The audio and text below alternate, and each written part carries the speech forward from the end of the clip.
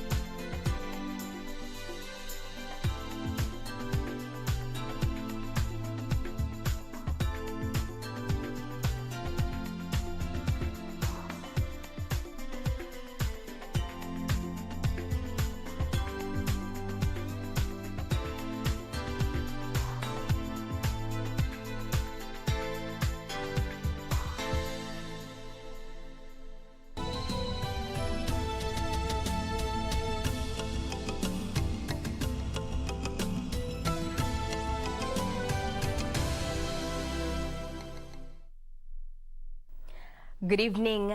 Thank you for joining us this Friday night on Channel 1 Weekend. Well, tonight we have a comprehensive bulletin lined up for you. For now, we take a look at the highlights.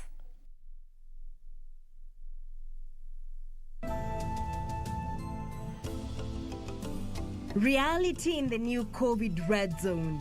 Vihiga Referral Isolation Center full to capacity as COVID-related deaths rise. We should never decide our case on the direction of any party or any authority. Judiciary in safe hands. Chief Justice Koome commits to safeguard the independence of the courts as she is hosted by women leaders. And eulogizing an icon. Leaders pour tribute to the late Chris KIRUBI as an industrious businessman and true supporter of the country's economy.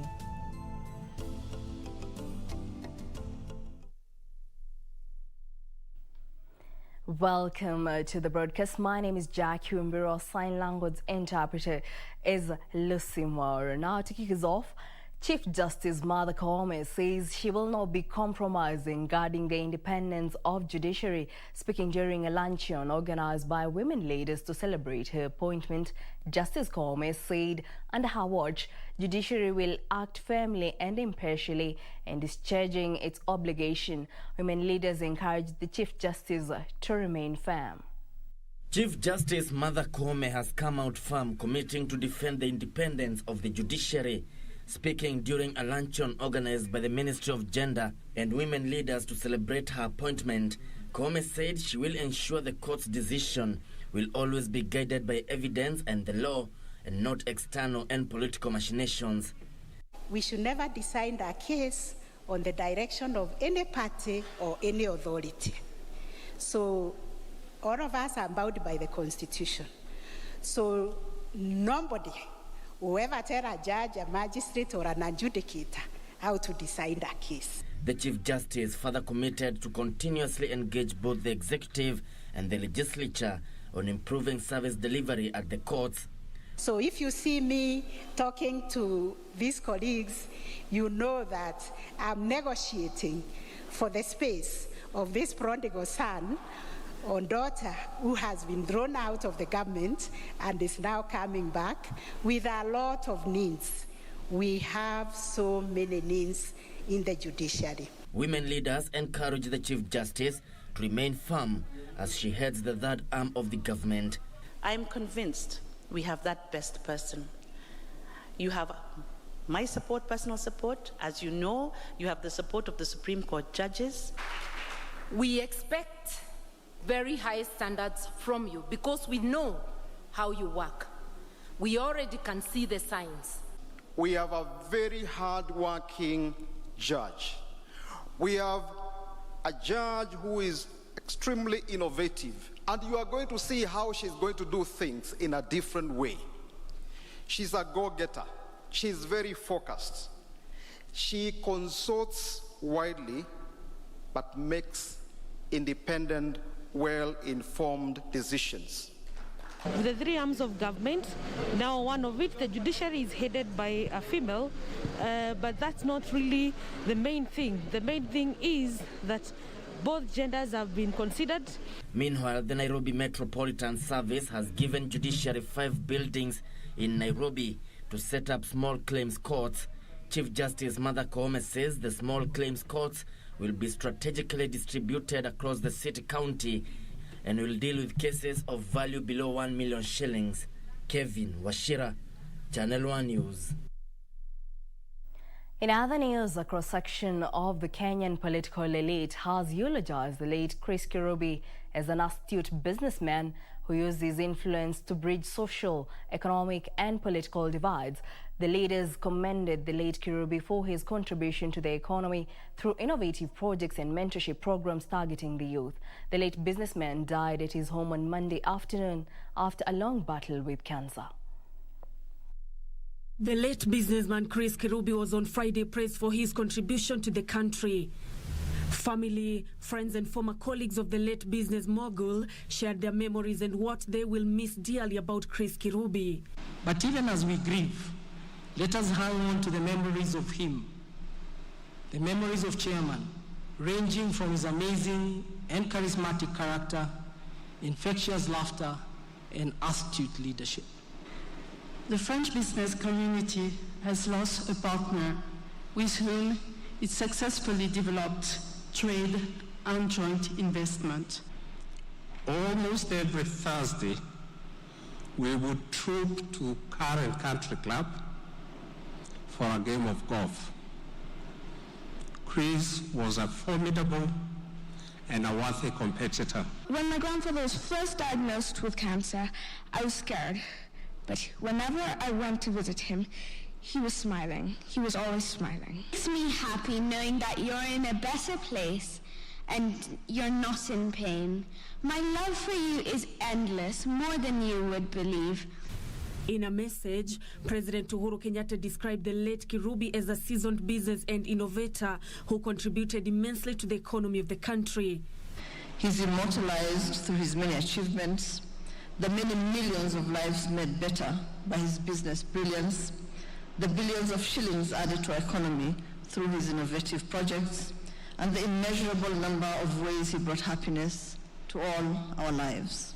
ODM leader Raila Odinga described the role KIRUBI played in quelling the post-election violence of 2007. There was now this issue of how do we form the Grand Coalition government?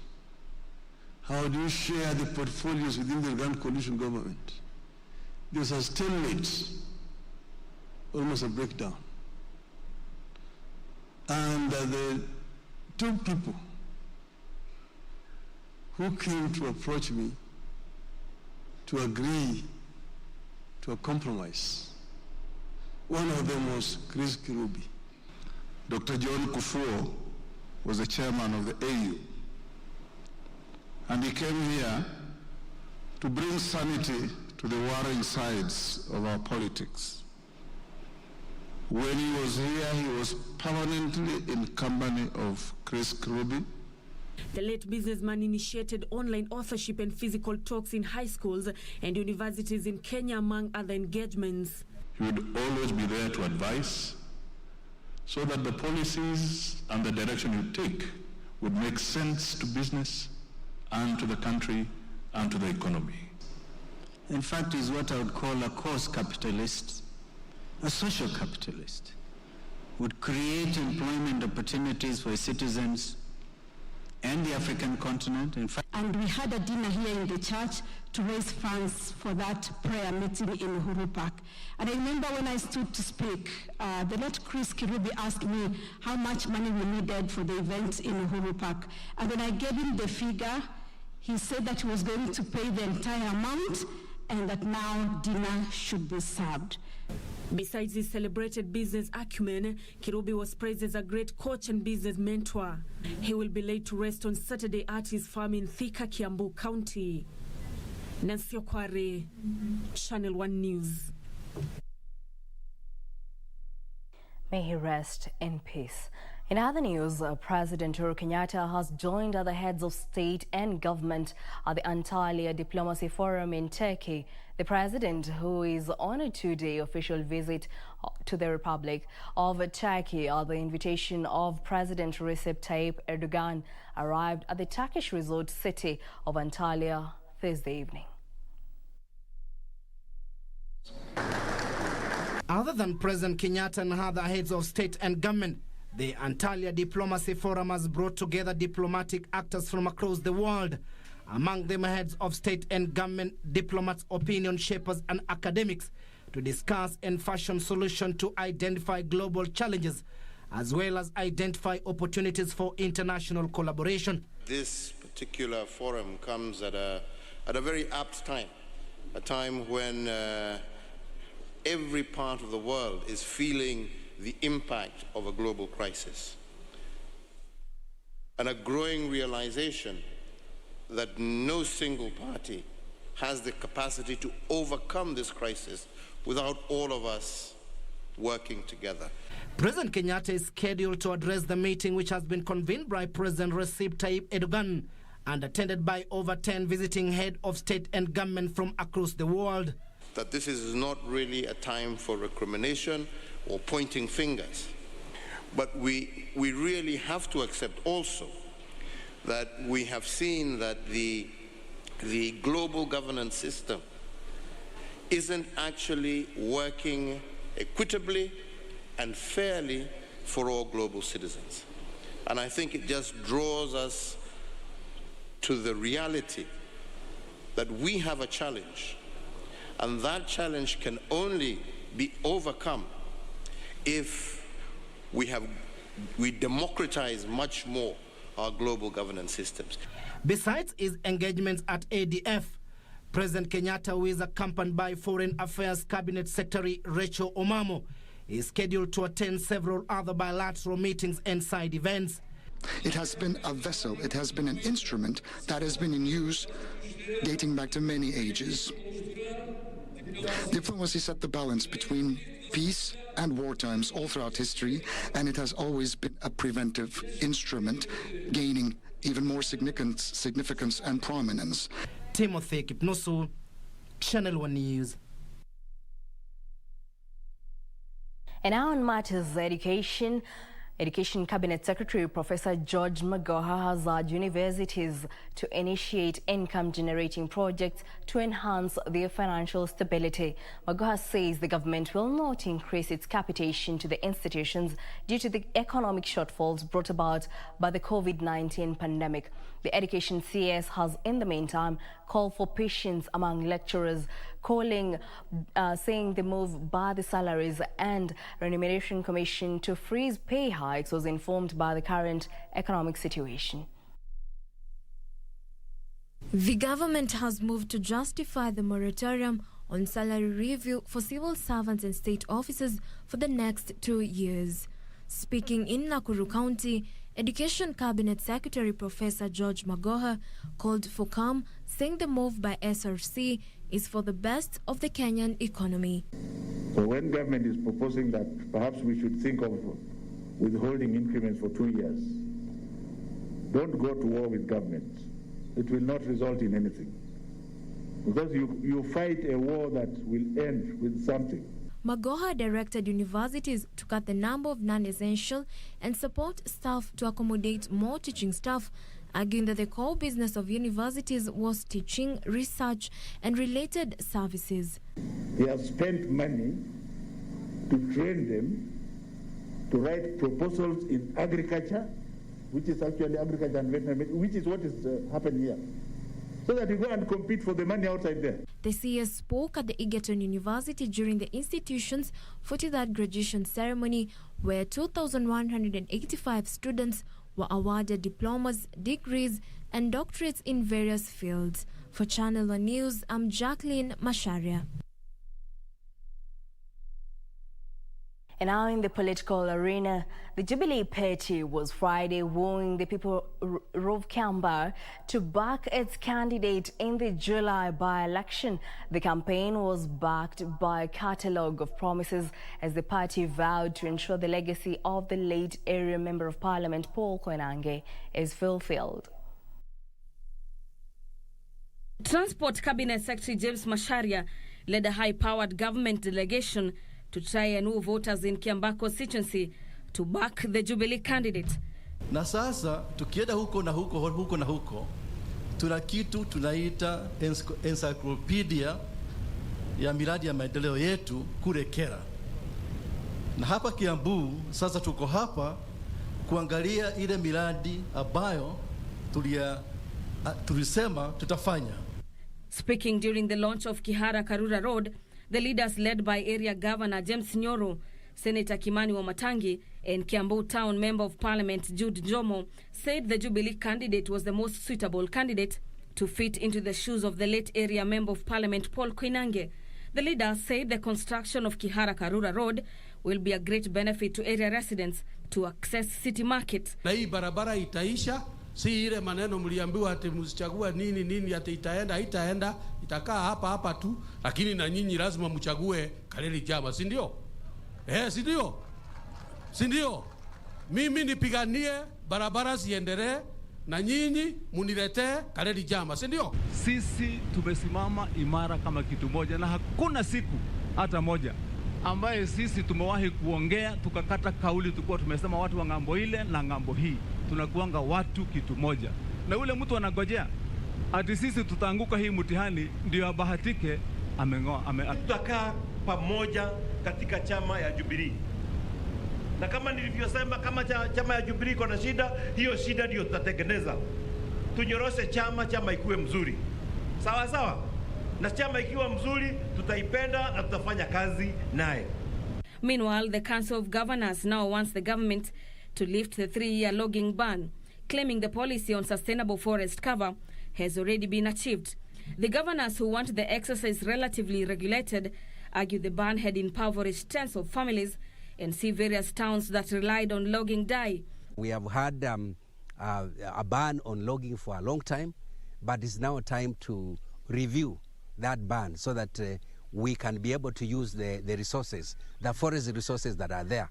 Because after the forest resources or the trees are mature, if you don't use them, they will automatically, die.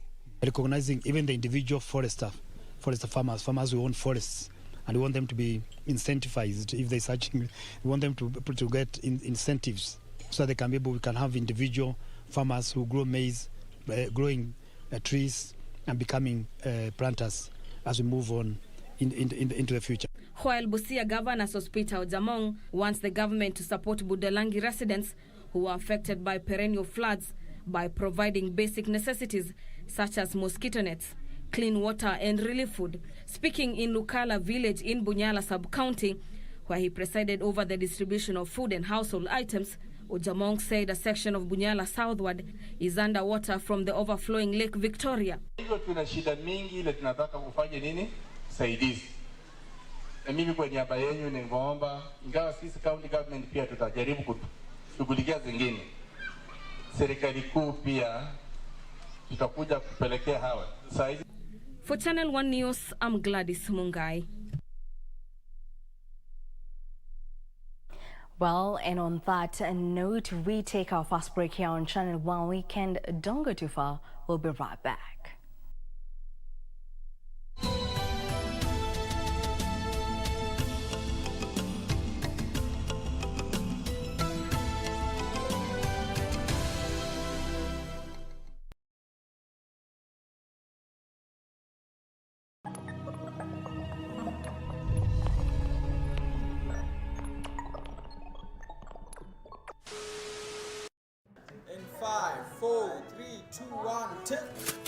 It is a great pleasure to be back on KBC Channel 1.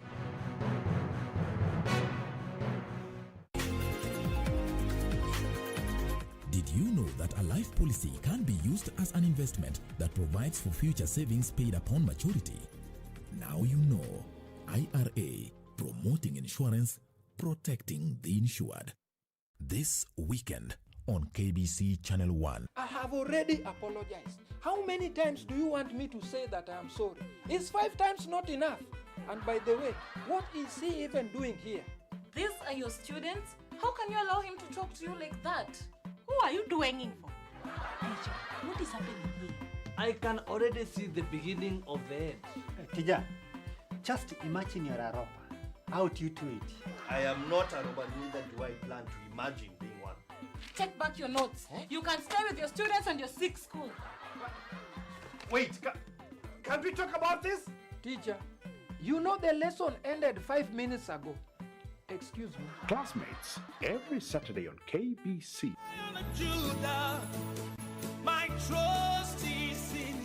Jumapili hii kwenye runinga ya KBC, ungana naye Askofu Michael Wanderi wa kanisa la Christian Foundation Fellowship Kiambu kuanzia saa 1 hadi saa 2 asubuhi. Ningetaka nikwambie, our Jehovah God, because the Bible says he is the same yesterday, today and forevermore. He is able to take you to a place of abundance. He is able to take you to Rehoboth in the name of Jesus Christ. Kipindi ni neno la neema, ukiletewa naye Askofu Michael Wanderi wa kanisa la Christian Foundation Fellowship Kiambu. Usikose. My trust is in you. Wanda tuingia huko.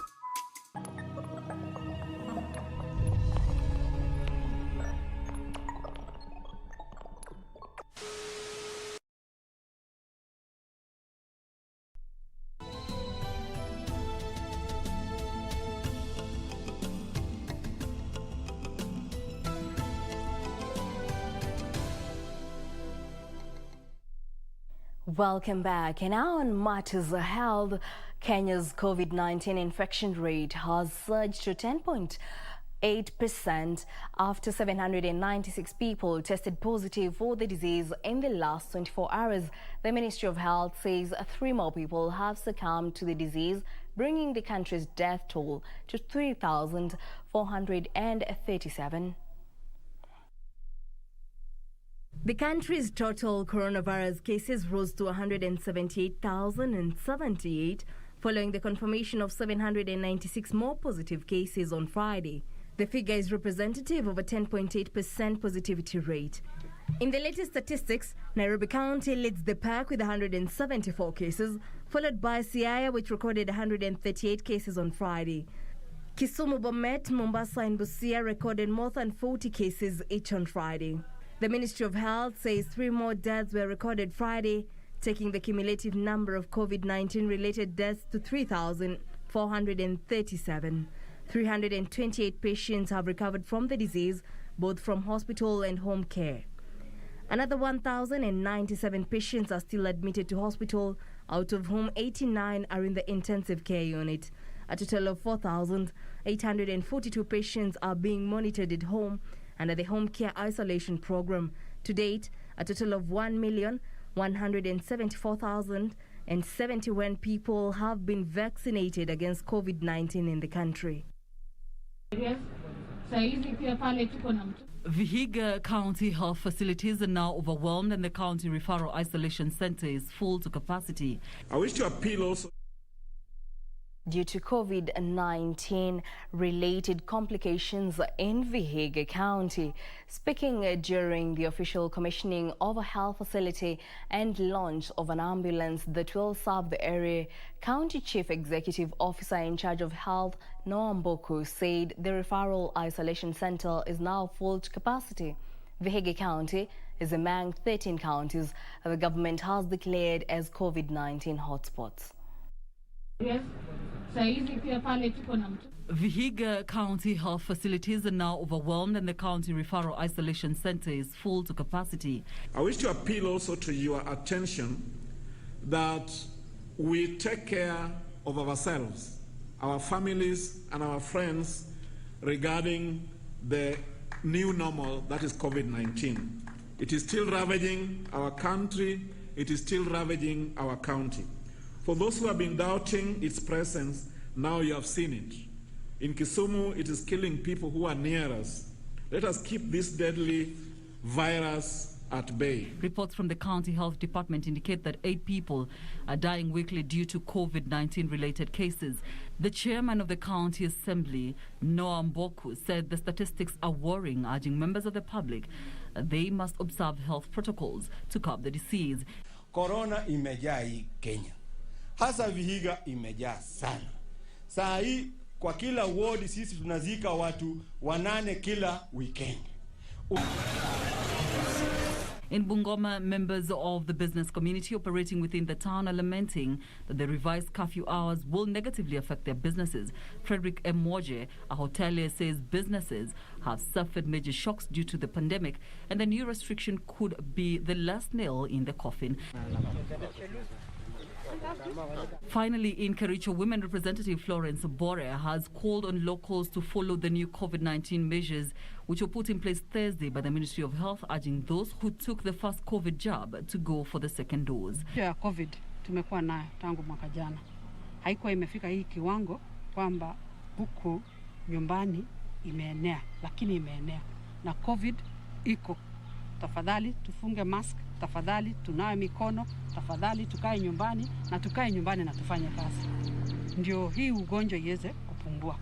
Caroline Kamau reporting for Channel 1 News. And away from matters health, there was total transport chaos along Mombasa Road after Nairobi Metropolitan Services diverted matatus plying the eastern part of the city to the Green Park terminus for a test run. Matatus that tried avoiding the crowded terminus opted to use Jogoo Road, causing a huge traffic snarl-up in the city. Operators, however, say the terminus is too small to accommodate the matatu traffic.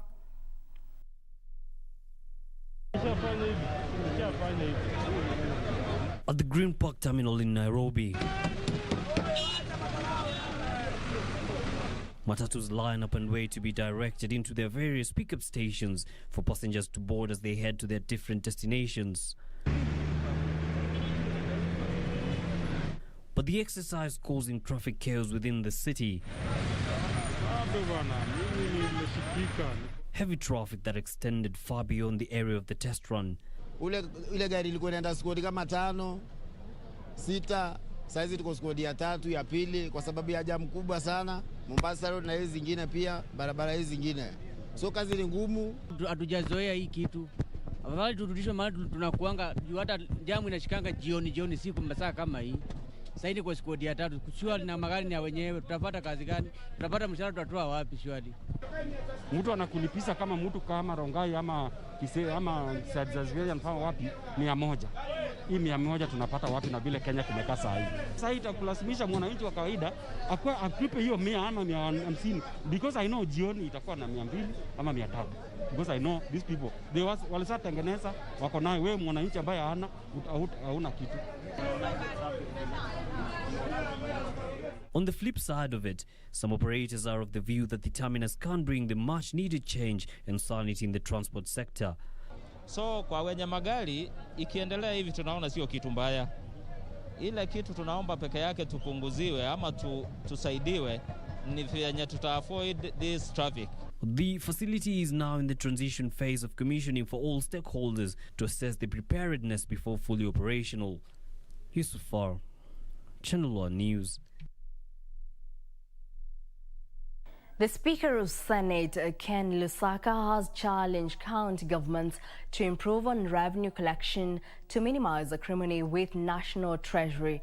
Lusaka urging counties to work on sealing pilferage loopholes in their revenue collection, which will in turn cushion them when there are delays in disbursements of funds by the Treasury. This as Intergovernmental Relations Technical Committee termed sharing of revenue a major challenge of devolution in the country.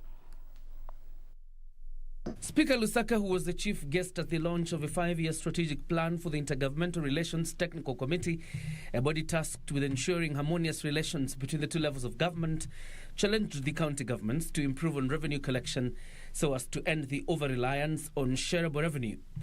Lusaka saying that the digitizing of revenue collection would ensure there is more revenue and improve accountability. In our first round, there was a lot of pilferage, there was a lot of money just getting lost. People were collecting money but paying it themselves instead of letting the money go to the government. So we minimize interaction between the humans and money so that the money collected goes to support many other projects in those particular areas. The counties need to raise on-source revenue to supplement this. And digitization is the most effective. I agree with the Speaker that it is the only thing that will ensure that pilferage is lowered.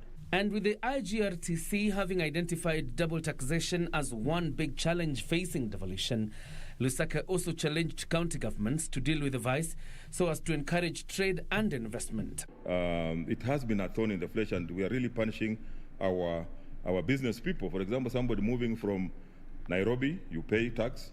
You go to Kajiado, you pay tax, and Kajiado starts, first of all, Machakos starts around at the river. Then you go to Kajiado, you pay. So you are paying in 3 counties. So how can we harmonize this taxation so that we encourage our business people to do business, in an environment that is not heavily, taxing them and making them get losses? The Senate Speaker promising the Senate would fast-track legislation on public participation to ensure it is structured and within the spirit of a constitution.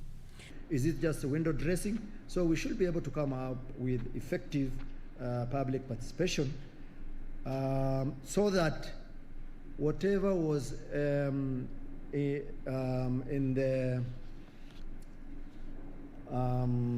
the opening, what do you call it, of the Constitution, the preamble, whatever was in the preamble in terms of people empowerment is actually realized.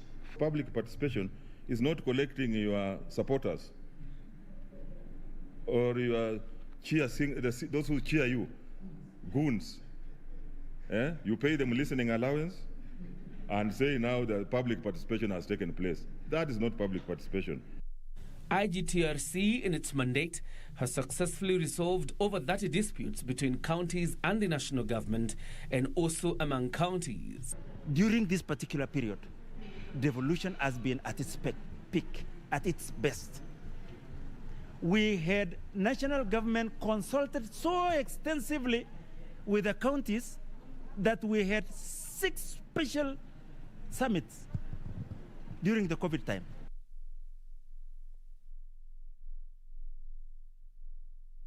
In other news, a section of sugarcane farmers in Western Kenya has accused Kakamega Governor Wycliffe Oparanya of failing to serve the interest in the ongoing attempts to turn around Kenya's sugar sector.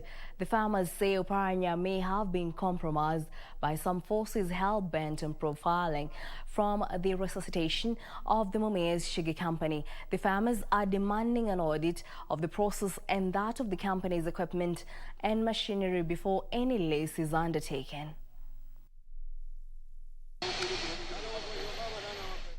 The row over the lease of MUMIAS Sugar Company continues, with a section of farmers now reading mischief in the conduct of Kakamega Governor Wycliffe Oparanya.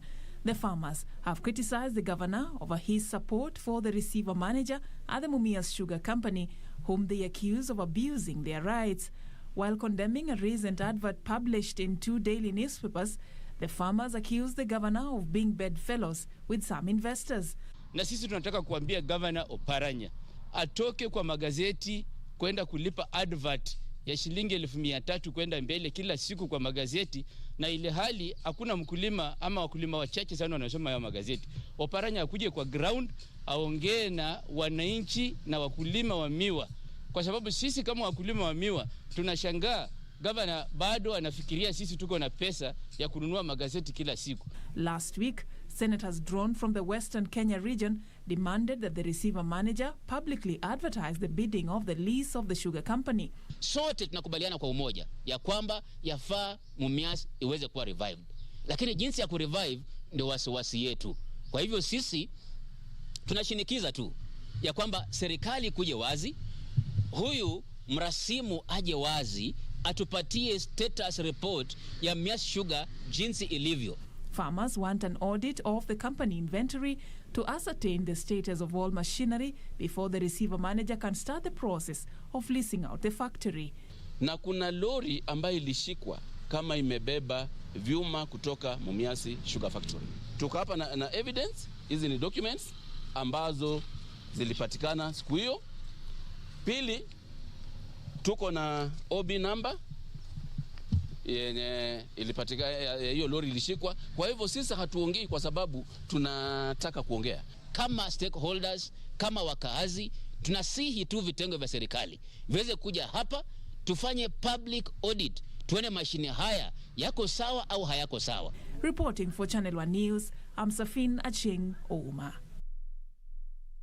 And on the corridors of justice, a matatu driver who is alleged to have caused the death of a pedestrian along Tom Mboya Street in Nairobi Thursday will be detained for 4 days as police investigate the matter.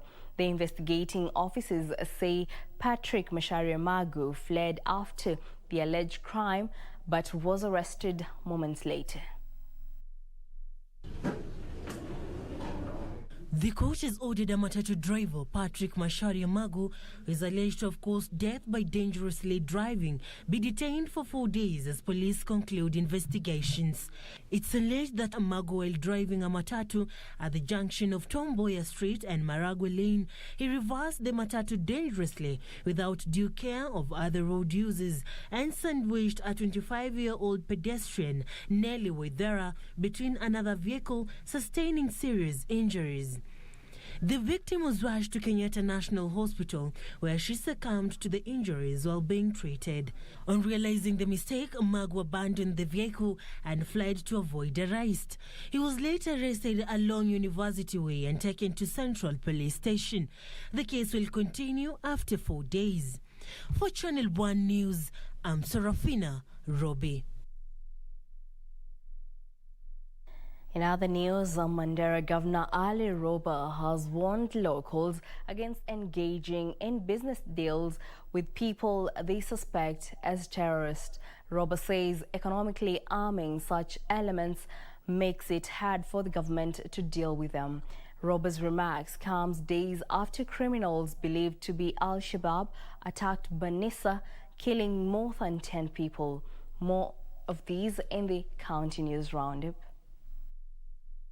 Speaking during a peace meeting, Area Governor Ali Roba revealed that a number of residents have been having business deals with terrorists, including selling them foodstuffs and in turn giving them a lifeline to carry out attacks. Mimi nataka kuuliza raia ya serikali, wacha sisi viongozi na serikali tuweze kusukuma. Lakini yenu ya kuwajibika, nyinyi pia mfanye, kwa sababu vitu ambao kidogo inasumbua serikali akili. Hao watu wanatembea namna gani? Wanapata chakula namna gani? Wanapata maji kutoka wapi? Meanwhile, inaccurate or misleading information on sexual and reproductive health have been blamed on the increased cases of teenage pregnancies. This is according to an Nakuru-based lobby group that is now calling for the introduction of comprehensive sexuality education in the country. Youth is a transition stage and young people need to be informed. If they're not informed by their parents, teachers, or their peers who have been trained, they're going to get this knowledge elsewhere, and that's when we'll see rise in the number of teenage pregnancies and self-abortions. Elsewhere, Laikipia County Government has launched a 3-day public sensitization campaign as it seeks to raise 1.5 billion shilling through infrastructure bond for development project. The public participation campaign aims to engage citizens in all 15 wards to identify priority projects to be implemented during the financial year 2021-2022. Tumefanya mikutano mingi leo, hii ni mojawapo zinatuendelea kesho na kesho kutwa mpaka tuhakikishe kwamba wananchi wetu wamefahamu na wameelewa ya kwamba ni nini katika serikali inayostahili kufanya. In Kilifi County, a local company has won a contract to supply COVID-19 equipment to Tanzania. Revitol Healthcare EPZ is the only manufacturer of the COVID test kits in Africa and has received an order of 11 million COVID-19 vaccine syringe from Tanzania, as well as 13.5 million conventional vaccine syringe from Uganda. We've won a contract with the Uganda government for 13.5 million vaccine syringes. We've just done 2 shipments this month. About 4 million vaccine syringes have gone to Uganda. Even in this month, we've done UNICEF, we've done WHO, we've supplied to CHMP through WHO, and all of these syringes are going to the COVAX facility. From the COVAX facility is going to be now distributed to the various centers around the world. Finally, the Ministry of Labor and Social Protection is undertaking a rapid result initiative program to export skilled labor to some countries, especially those in Middle East. Labor Principal Secretary Engineer Peter Tum said his ministry is targeting to export more than 30,000 technical skilled laborers before the end of the current financial year. The high-level ministry officials will be traveling to Saudi Arabia to ensure that we deal with these issues. But locally in Kenya here, the recruitment agencies are now being sensitized on ethical practices of recruitment so that we reduce on numbers of these people that end up with the problems. And Muhammad Ali, Channel 1 News. That report by Muhammad Ali brings us to our first break here on Channel 1 Weekend. Let's take that break. We'll be back with the business news.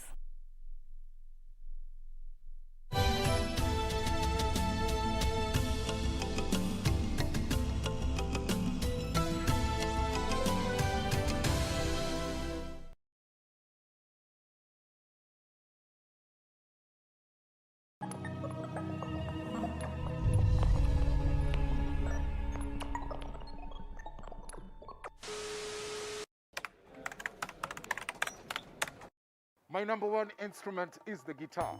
Music is the food of life. Play on. What's your number one? Malaria ni ugonjwa hatari sana unaoua watu wengi hapa Kenya. Japo kuko na corona, hatari ya malaria bado iko. Mtoto huyu alikuwa na joto jingi, kutetemeka, kuumwa na viungo na uchovu. Alikimbizwa hospitali ya umma ambako sheria za COVID-19 huzingatiwa na ni salama kwa shughuli ya upimaji. Vipimo vilionyesha kuwa ana malaria na papo hapo daktari akampa dawa za malaria na kumshauri azimalize, na ili kujikinga wawe wakilala ndani ya neti iliyotibiwa. Malaria husambazwa na mbu. Walio hatarini ni watoto wa chini ya miaka 5 na akina mama wajawazito. Kupimwa na kutibiwa ni bure katika hospitali zote za umma. Usisahau adui malaria. Zero malaria huanza na mimi. Chukua jukumu leo. Komesha malaria. Ujumbe huu umeletwa kwenu na Wizara ya Afya.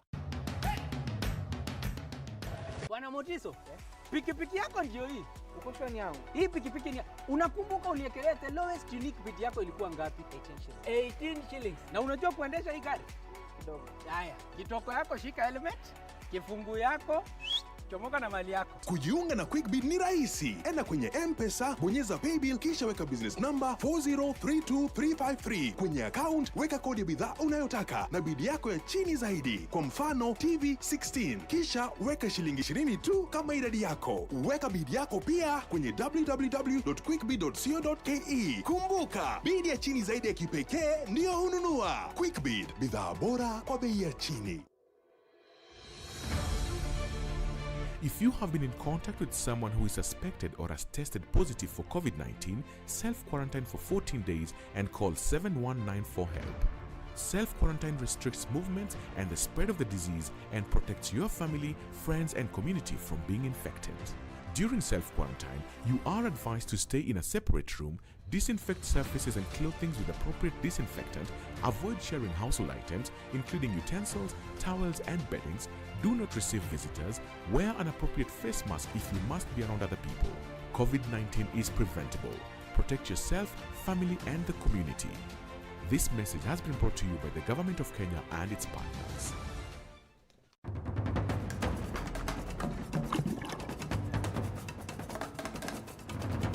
I hope you're ready for climbing trees. This is Wildlife Warriors.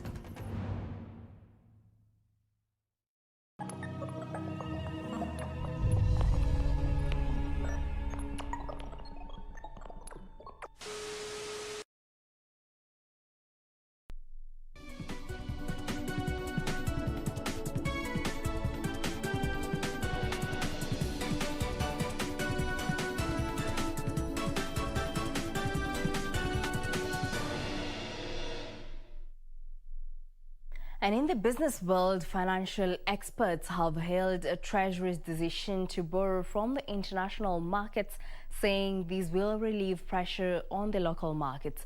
Public policy expert Stephen Mukesi says the National Treasury should turn to foreign markets for debts, though on manageable interest rates. National Treasury that Kenya, through a sovereign bond, has raised $1 billion on the international market has been welcomed by many analysts who argue that this should be the way for the National Treasury instead of crowding the domestic market. When you also look at the question of Eurobonds, you need to test out the market. And now from this test, it shows that there is still a great level of confidence on the Kenyan economy. And I wouldn't be surprised that in the coming few days, we end up looking again to another Eurobond issuance. Yesterday, the National Treasury reported that Kenya had raised 108 billion shillings through a fourth Eurobond. The offer was oversubscribed by more than 400%. According to the offer prospectus, the issuance will attract an interest rate of 6.3% for the 12-year period. Public policy analyst Stephen Mukesi says oversubscription is a pointer that the international market is awash with cheap money compared with domestic markets. We're looking at a budget that's about 3.66 trillion, and the revenue that we are looking to fund this particular budget is about 2 trillion. So we have a deficit of about 1.66 trillion. So it'll be quite impossible to imagine that we could get any sort of monies, and at that amount of money, 1.66 trillion, from grants. Kenya became the second country in Africa after Ivory Coast to issue a sovereign bond during the COVID-19 pandemic. Kenya first plunged into the international debt market in 2014 when it raised $2 billion through a sovereign bond that is set to mature in almost 3 years from now. Mukesi says Kenya needs to align its debt management program to avoid repayment stress. We would need to really look at cutting down our projected expenditures in every financial year and being realistic that these are the realities of the revenues that we are looking at and what we can actually be able to spend in every financial cycle. So going forward, it's a question of us being really realistic, but we can be able to cater to this particular debt that we do have as per now. We still have a lot of facilities available to the country when a need be. But again, there will be need for measures to be taken to ensure that we reignite our economy. Treasury says the 108 billion shillings raised will help repay maturing debts at a time when the country is struggling to raise revenue. During the fiscal year 2021-2022, the Kenya Revenue Authority is expected to collect 2 trillion shillings. Mwakesi is further urging the government to streamline its expenditure programs to focus on priority areas. O'Brien Kimani for Business, News Hour. The Communications Authority of Kenya has launched a mobile application for reporting cybersecurity incidences. This comes against the background of rising cases of cybersecurity threats. CA Acting Manager Director Masi Wanjao said the mobile application will facilitate government agencies, businesses and individuals to report cybersecurity incidences, check and track the resolution status and process the complaints. Cybersecurity threats, defined as an ill-intentioned act or damage to steal data and disrupt operations, are on the rise globally. In Kenya, 119 million cyber-related incidences have been reported in the first quarter of 2021, compared to 110 million cases in quarter 1 of 2019, according to data from the Communications Authority of Kenya. There's a rising incidence of cyberbullying, for example, and this happens to children and adults alike. And this, one may ask, why now? But this is a demonstration that people are accessing the online platform and consuming heavily from it. To deal with the vice, CA has developed a mobile-based application where the public can report cases of cybersecurity. You have seen something bad on the net, perhaps it's cyberbullying. You want to report it, but you don't know anywhere else to report it. But now with this mobile app, it's so easy. You can actually then take snapshots of whatever you have seen, save it on the phone, immediately go to the app, report it, and also attach those snapshots, and we will be able to reach out to the national KSAT immediately, and then we will be able to serve you back by exactly identifying the issue. So presently we had reporting platforms online on the websites, writing of letters and walk-in, and this is an enhancement that will now allow reporting right from your phone. The app that was launched today will complement the existing web-based reporting solutions available on the CA's website. The app, dubbed KE-CERT, will be available for download on iPhone and Android operating platforms. We have a framework that handles cybersecurity incidences very efficiently, and people caught violating the online space will be dealt with harshly, because the overall goal and the vision is to move Kenya towards a digitally transformed nation. CA says the app is the authority's latest initiative to curb the rising cases of cybercrime in the country. The tragedy of cyberbullying and rising cases of cybersecurity issues in Kenya is that citizens have never had an avenue of reporting these issues as they occur. But now, Kenyans have an opportunity to rigorously test the systems if their issues will be addressed in the long term. Alan Oko, Channel 1 Business in Nairobi. The Kenya Airport Authority is seeking 5 billion shillings to compensate about 1,800 families to pave way for Malindi Airport expansion. Speaking on Thursday, Airport Manager Mohamed Karama has called for the fast-tracking of the compensation process in order to embark on the actual expansion of the facility. The expansion of Malindi Airport has been on the card for close to 10 years, but lack of funds, compensation, tussles and state bureaucracy have delayed the project. Karama said the government has already spent 1.1 billion shillings to compensate squatters in phase 1 of the project, where KAA has acquired about 25 hectares of land. He also added that the consultant hired to carry out an environmental impact assessment and a relocation action plan on the land had concluded the work, and the report was waiting approval by the National Environmental Management Authority. Kitu kimoja kama phase 2 hii ya runway ilikuwa kuna ripoti ilikuwa inangojwa ifanywe ya evaluation, kwa sababu uwezo ukauliza serikali ungependa kucompensate hawa watu na haujui value ama dhamana ya ni watu wangapi na ni pesa ngapi, na ashaeleza kwamba hiyo ripoti iko tayari na iko kwa NEMA imengojea approval. So once it is approved, the government is going to move very fast to compensate the people and the project to move on. The state corporation is currently seeking more land to the north of the facility to extend the main runway from the current 1.4 kilometers to 2.5 kilometers to enable large aircraft to land at the air facility. Negotiations are still ongoing to acquire more land belonging to the Kenya Ports Authority, which will require about 300 million shillings to compensate the squatters. Kilifi North Deputy County Commissioner Patrick Mutesia has called on NEMA to quickly dispense the report so that the National Land Commission can start the process of compensating the squatters. Imegawanyika mara tatu. Kuna sehemu inaitwa kwa Chocha, na kuna sehemu ambayo ni ya airport land, na kuna sehemu nyingine ambayo ni ya KPA. Kwa ujumla hizi sehemu tatu, sehemu mbili zisha kuwa settle, kila squatter ashalipwa na washahama. Imebakia sehemu moja ambayo ni ya KPA land. Kama vile mmesikia hapa, tunataka tujadiliane na KPA juu ya ile ownership, kisha ndo tujue vile tutaweza kuaddress mambo ya squatters wale walioko kwenye KPA land.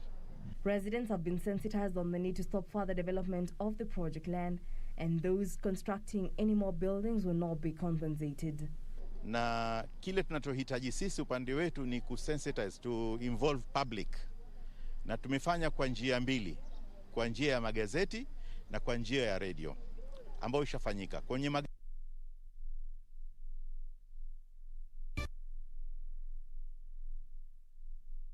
Literally having an eye for beauty has transformed 22-year-old Brian Kamira's life. Yes, you heard right. Kamira has an eye for beautiful beds that fetch him up to 30,000 shillings in a single sale at his Kamira Beds farm on the outskirts of Nakuru town. We take you through Kamira's farm of beautiful beds. The second-year student at the Dairy Training Institute in Naivasha, Brian Kamira, specifically keeps silky bantam chicken, Polish bantam chicken, Bajag rigas and guinea fowls. Kamira also rears various species of geese, parrots, ducks, pigeons and turkeys. Niko na aina 10 za bata. Bata ya kwanza ambayo niko nayo ni Muscovy duck, ile bata ambayo ni kawaida na kila mtu. Na hiyo sana sana naitumia kuwekea ile mayai ile bata ingine. After ile bata ingine imetaga, Muscovy duck kazi yake ni kulalia. Na nimewafuga majike peke yao, sijaweka ndume yote. After hapo niko na Welsh duck, niko na Cayuga duck, niko na Black Swedish, niko na Blue Swedish, niko na Peking duck, niko na Mallard duck. The breeder sells a mature turkey that weighs averagely 7 kilograms at 8,000 shillings per bird. Sana sana kama ni hawa bata, mai moja huwa shilingi 250. Lakini hao wengine wale wa kawaida, wale bata wa kawaida mai yao ni shilingi 50. Na hawa kuku ambao si wa kawaida mai yao ni shilingi 300, kuna ambao mai yao ni shilingi 500. Na vifaranga wa mwezi moja tunauza shilingi 1500 kwa hawa kuku ambao si wa kawaida. Na kwa hawa bata ambao si wa kawaida, vifaranga wao wale wadogo tunauza 1000. 1 day to 1 week old Polish bantam chicken retail at 1,000, while 3 to 4 month old bantam chicks fetch up to 2,500. Watu kutoka Mombasa, Nairobi, na sana sana ambao kitu ambao kinawafanya wakujia bata ni kwa sababu ya kutengeneza mazingira yao, ya kufanya mazingira yao ya kuwe at least tabasamu. The bantam breed has unusual characteristics that make them popular ornamental birds, such as feathers that feel like fur, black skin, blue earlobes and 5 toes on each foot, whereas most chicken have 4. Kamira says he comfortably pays for his fees and upkeep at the Dairy Institute, where he's pursuing a diploma in dairy technology. Sana sana changamoto ambayo inanikumba sana sana ni magonjwa.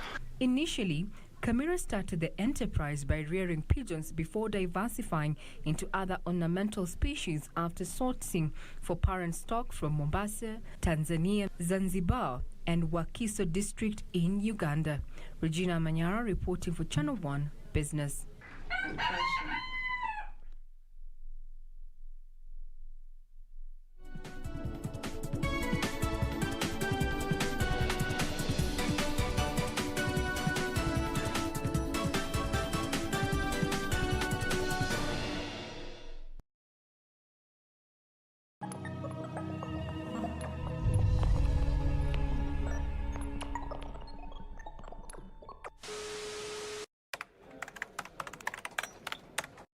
So what is my number one favorite football team? Ingwe. My number one meal? Engoho Nendevusuma. What is your number one? The greatest rally in the world is back in Kenya.